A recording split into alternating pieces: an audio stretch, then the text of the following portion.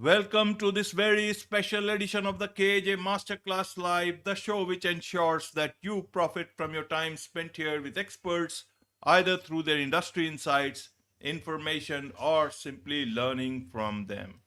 And today we have Patrick O'Donnell. He is a retired police sergeant, 25 years of experience, and he is also an author and a podcast host. Welcome to the show, Patrick. Ajay, thank you so much for having me on your show. Eight You thousand miles away, and it's just like you're right next to me. You are welcome. Welcome to the show. Welcome to India in this online form, Patrick. And I'm sure not just in India, but a lot of people across the globe will benefit from what we are going to talk right now. We'll learn from you about mastering writing authentic crime fiction. So, a lot of that you have done in your life. But first, let's understand a bit about your journey, your background, so that, the audience knows who they are listening to. Okay, well, my name is Patrick O'Donnell. I am the product of two Irish immigrants. Both mom and dad are from Ireland. The mom immigrated over when she was about 12. Dad immigrated over when he was about 18, 19. They wound up in Chicago, Illinois. And that's where I was born. That's where I came from. And we moved to Wisconsin when I was about 14 years of age. So I went to high school in Wisconsin, rural Wisconsin. I went from the big city, Chicago, to a small town of about 10,000 people, maybe less, called Fort Atkinson. So a little bit of a culture shock there.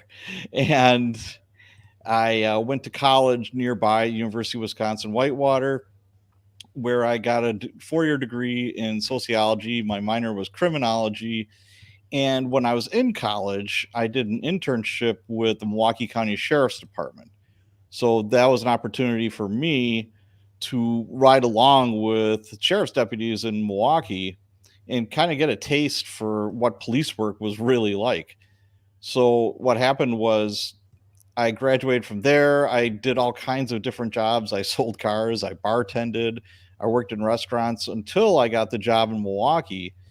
And I got the job in Milwaukee in 1995, and I worked there for 25 years. I was a patrol officer, and then I went and got promoted after about 6 years.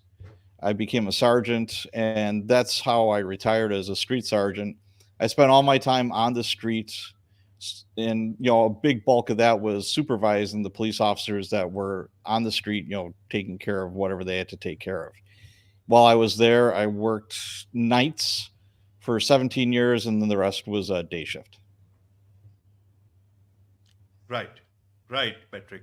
So I want to ask you, which one is more exciting, the 25 years in the police force or the 10 books that we have written till now as an author? Help us understand this whole thing. There's no comparison. The real thing is the real thing. And that was like often like the veterans when you were brand new would say, "Welcome to the greatest show on earth." You just There's nothing like it. People write books about it, there's movies about it, there's television shows. People are fascinated with, police and crime. Anytime you put up yellow crime scene tape, people would just it was like moths to a flame. People just have a natural curiosity to that kind of work. And you were like, I tell you what, I still felt a little bit weird going behind the tape, even though that was my job. I'm like, well, should I? Okay. I mean, like more than one time, I'd be chasing a car and there'd be a squad behind me with the red and blue lights on. And your first instinct is to pull over. You're like, oh, geez, what am I doing wrong? Oh, wait, I'm at work. Okay. Yeah, I can do this. So I'll just keep going after the bad guy. But it was a great career. I absolutely loved it. But 25 years is enough. And when I retired, I was 55 years of age, and that's old enough to be doing that job. Right, right, Patrick. So when you are doing your work as a police person, that time you treat somebody who you suspect as something wrong, you run behind them and you deal with them the way it is possible at that point in time as per law. How do you deal with characters when you have to build that same character who you once chased on the streets of Milwaukee. So I want to understand, do you have to look at many more angles when you are looking at it from an author's point of view? uh, look at the human side of it, or was it is it a easy job now, or was it a easy job because you just have to run behind that person and do not think about too many things like you would have to when you are an author? Help us understand from that mindset, that detail sort of a thing. Well, as a police officer and a sergeant who have made hundreds and hundreds of arrests and dealt with like bad people doing bad things, you always had to keep in mind that these are human beings. Now, the vast majority of criminals that I dealt with on the street when I was working were either intoxicated, high on drugs, it was a heat of the moment kind of like passion thing, or whatever the case may be. They weren't inherently evil people. And they were human beings that had a mom, a dad, a brother, a sister, girlfriend, boyfriend, whatever.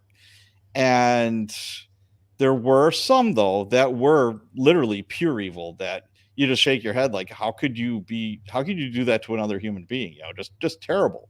So when you write an authentic villain in your story, try to make them, three-dimensional. Just don't make them like one-dimensional, like, okay, that's a bad guy, he's committing a crime, end of story. There's always a backstory. There's always some kind of motivation why this person did whatever crime that they're committing. Like, again, it could be anger, it could be jealousy, it could be romance. They're in love. There were, whatever. And you have to keep that in mind to keep the story interesting. Some of the biggest villains in literature have a backstory. It's like, okay, what made that person who they are, and that's what makes it interesting. Absolutely, that's what makes it interesting. What about your transition? Did you always think of becoming an author, or Not was at it all. always that, okay, I will? So tell us a bit about that transition, so that we understand your mind. What did you otherwise think of after retiring? Did you just wanted a cool sort of a time, or See, not an author at all? I'm a big fan of the saying, dig the well before you're thirsty. I knew I would be retiring after 25 years. So after I had about 20 years under my belt, I'm like, what's next? And I had a very long list of things that I did not want to do. I didn't want to do anything police wise anymore. And I didn't want to be in charge of anyone. And I wanted to work for myself. And I wanted to be able to work wherever, either in my living room, a coffee shop, a library, the beach, wherever. I wanted that kind of flexibility because before I was very tied down. So being an author really affords you that kind of flexibility.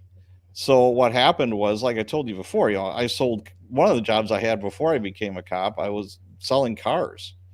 So what happened was, I got the job as a police officer and I started helping friends and relatives buy cars, because in America here, I don't know how they do it in India, but it's pretty much the barter system. There's a lot of negotiating, a lot of back and forth. And I helped a lot of people out, that had never done it before, didn't feel comfortable with it. So I wrote a book. Somebody's like, hey, you should write a book about that. And I'm like, I never thought I'd write a book. You kidding me? So I did. I put it up on Amazon and I found out that you can self-publish a book. I didn't know that. I started listening to podcasts, and this was like a self-publishing podcast. I'm like, okay, I'll give that a try. I put it up on Amazon and it actually did pretty well. So, time kept, kind of went forward. And another friend of mine that was on the job, he also put up a post-apocalyptic book, and he did really well with it. And I'm like, well, if he could do that well, I should be able to. So I started writing some books, and it had nothing to do with police work. And I started making relationships in the self-publishing community. They're like, you should write some books regarding police work.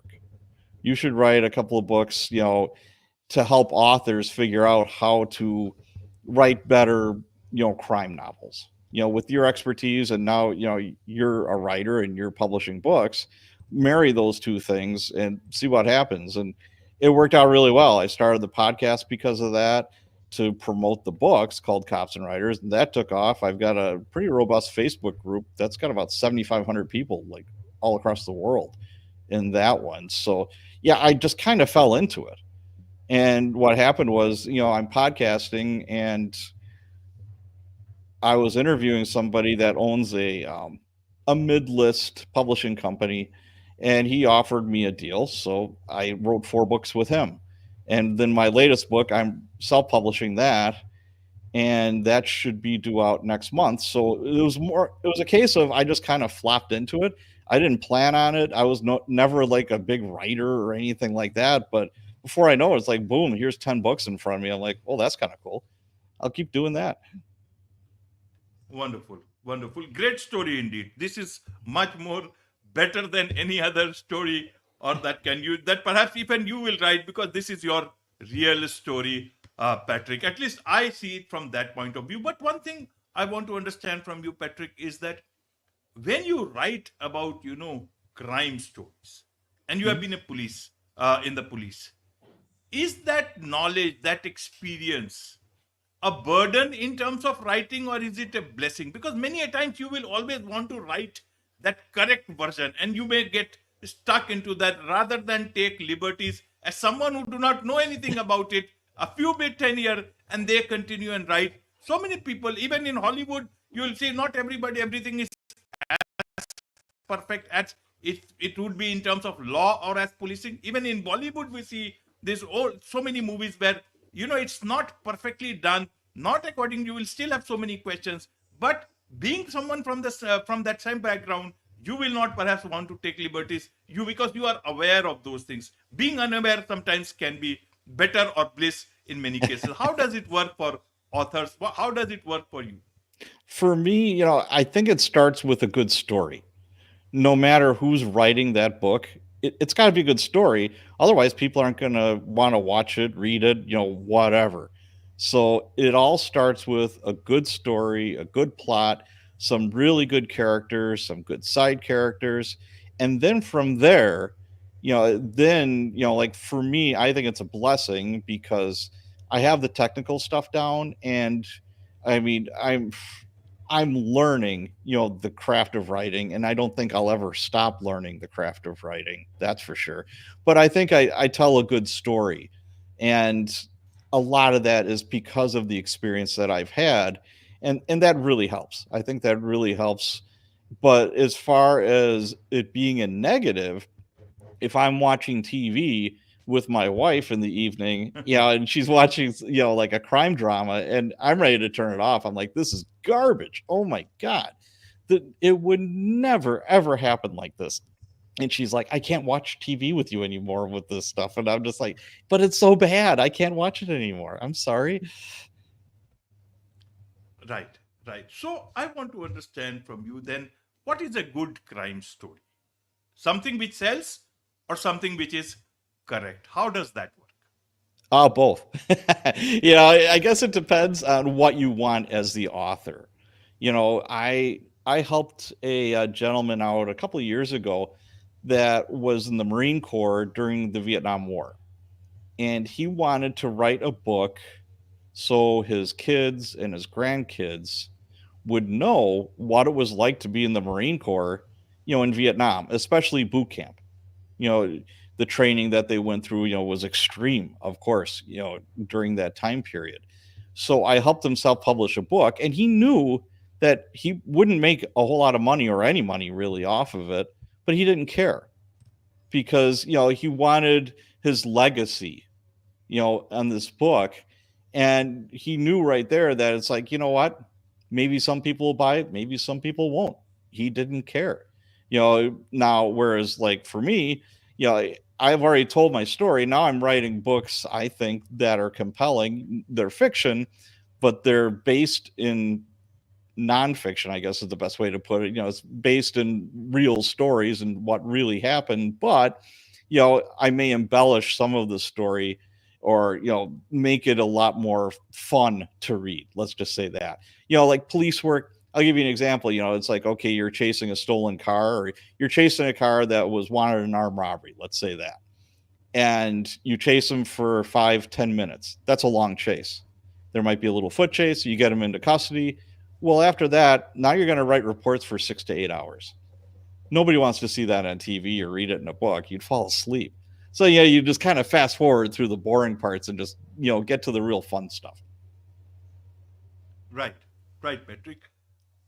Help us understand why do these crime thrillers or this true crime stories so popular nowadays, especially in the modern times. On one aspect we don't want any violence, on one aspect we talk on the on our social media we should stop violence, don't think about, and the other aspect, in our privacy, in our silence, we go and read so much about it, we listen to so many podcasts about it. True crime is still one of the top ones in terms of podcast category, and so many. So how are these two nature? Is it men, human beings are inherently they are peaceful or they are violent, because they seem to be loving so much of true crime and crime thrillers? I think that we live in relatively peaceful times right now. Most people will go through their lives without being the victim of a violent crime. But there's that curiosity that's there. People are interested. People are just curious. It's like, okay, it's like I have my circle of friends. None of them are serial killers. None of them have robbed a bank. None of them have done like crazy stuff like that. Now, it's interesting to see it on TV or read a book about it. You're always curious to see how the other half lives. Well, it's not even a half. It's a sliver of society that commit these heinous crimes. But there's just something with human beings that are so fascinated by it. They just can't help themselves. It just, like I said before, whenever I'd be putting up yellow tape, no matter what the crime scene was, or I'd have a cop putting up yellow tape, people would just come running. What happened? What happened? Somebody dead? Is somebody dead? Is somebody dead? They kept on asking that. They didn't even know what was going on. Is somebody dead? Is somebody dead? You'd have some grandma walking their dog, and it's like somebody you wouldn't even expect to be. They're just like fascinated by it. And I think it's just human nature. Human nature. So, looking at this big desire of, about understanding about this part of human nature, about true crime, crime thrillers, what is the responsibility of a writer here? Should they only cater to the market, or should they try and give as much right information as possible? What are the big mistakes that you see people who are writing about crime? Either fact We or don't have enough fiction. How do you time. see it? Ajay, we don't have enough time for that. That I would be know. a whole other podcast. But there is a responsibility. I think you hit a really important topic there. Thanks for that question.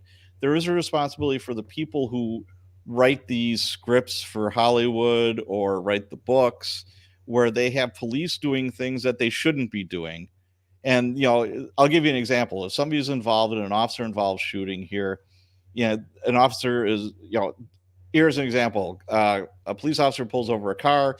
The guy comes out of the car, starts shooting at the cop. Cop returns fire, shoots and kills him. Okay.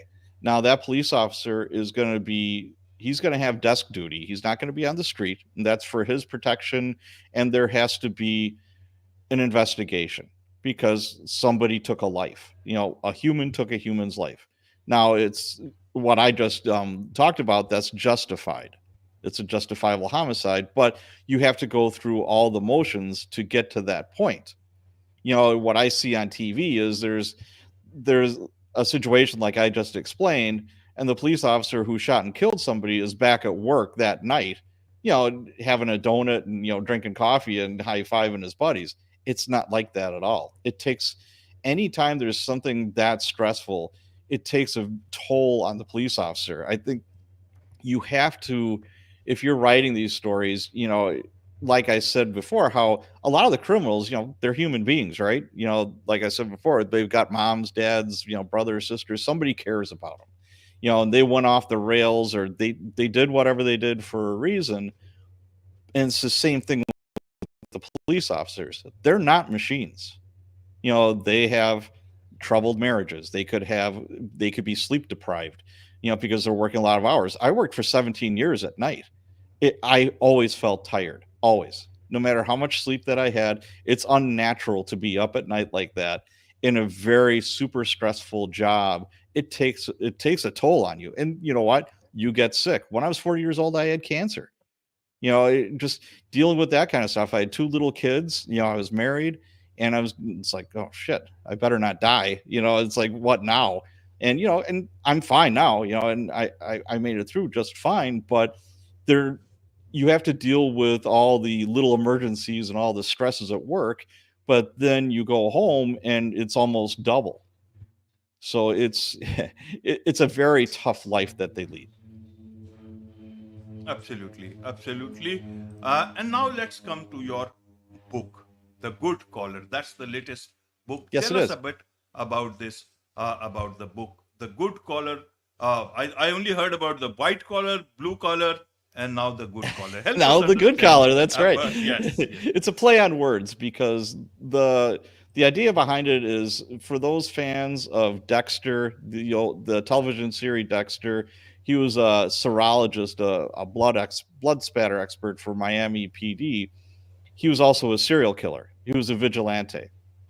And also like a John Wick or a Death Wish or The Equalizer. Fans of those types of stories are going to love this book.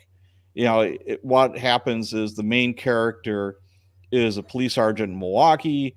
Him and his pregnant wife just got done having dinner. They get jumped. She gets killed.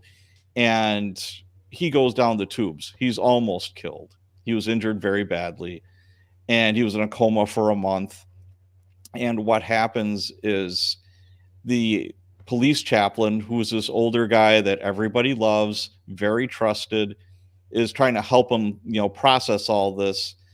And the main character, I don't want to give away too much, gets into more trouble, and the chief wants to fire him.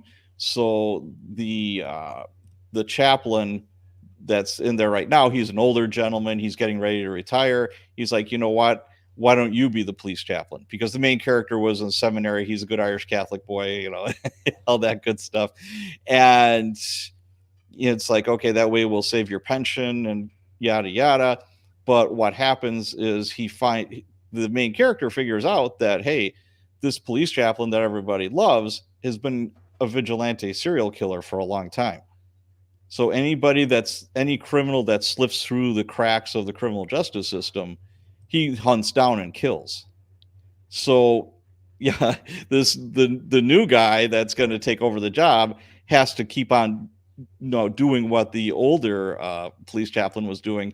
And then there's the side story or the underlying story of him hunting down the two killers that were left that killed his wife that was pregnant.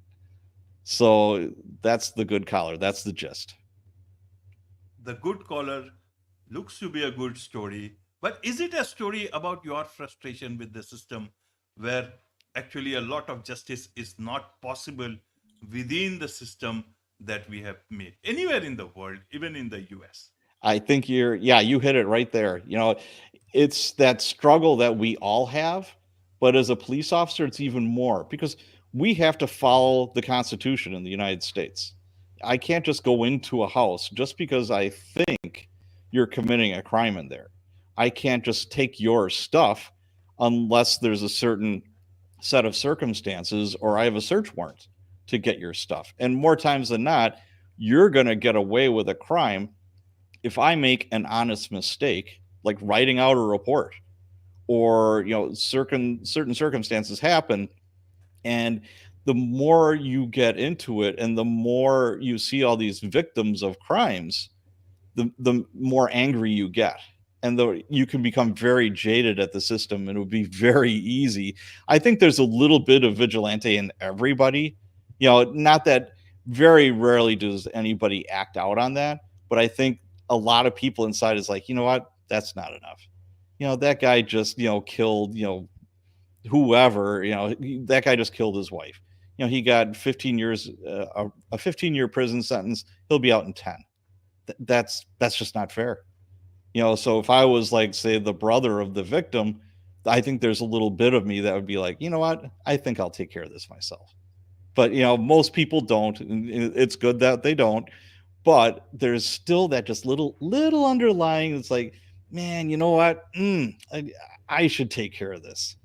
So that's what I'm kind of playing with. And as a police officer, the main character, he's struggling, with this. It's like, hey, I took an oath, to defend the Constitution, and here I am, not, being a vigilante. That doesn't fit too good with that. Right, right. There is much to learn, much to understand, much to hear all these stories from you, Patrick. And I'm sure a lot of people would want to know more about you, about your books, about this new book, and also about your podcast, Cops and Writers podcast. So, what is the best way? Tell us a bit about your podcast, and also what is the best way for them to connect the get to and get the best of you. To get a hold of me, my website is copsandwriters.com. Very simple. And I've got links to the podcast, my books. I'm on Amazon exclusively. Just go to Patrick O'Donnell, in the search bar, and you'll find me, or, The Good Collar. I also had Brew City Blues. That was a 4-book series that I recently wrote. So if you want to learn a little more about my books, those are the places you can go. The podcast, I'm on pretty much all the different platforms. I'm on, I think, 20 different platforms for my podcast. Obviously like Apple and Spotify and all the big ones, and some in Amazon. I'm all over, and Google Play, etc. So as far as the podcast goes, it's called Cops and Writers, and it's just like that. I have cops that are on there literally from all over the world, and if they wrote a book, hey, even better yet. And if I have somebody that wrote a book that has an interesting story, I'm all ears. That sounds great. So I'm having a blast with that. I just started out with the podcast because I was going on podcasts to promote the Cops and Writers books for authors. And I thought to myself, well, I could do that. I was a DJ like 100 years ago back in college, and I don't mind being behind the microphone. So I'm like, yeah, sure. And before I know it, it kind of took off. So I'm like, great. So yeah, it's been a lot of fun. I get to meet a lot of interesting people, and I mean, as you would know, you've got a great podcast, and you get to meet people that you ordinarily wouldn't meet. So it's a blast. It's a blast. Wonderful. With this, it's a wrap on this very special edition of the KJ Masterclass Live. Thank you so much indeed for joining us. Thank you, Ajay. Thank you, everybody.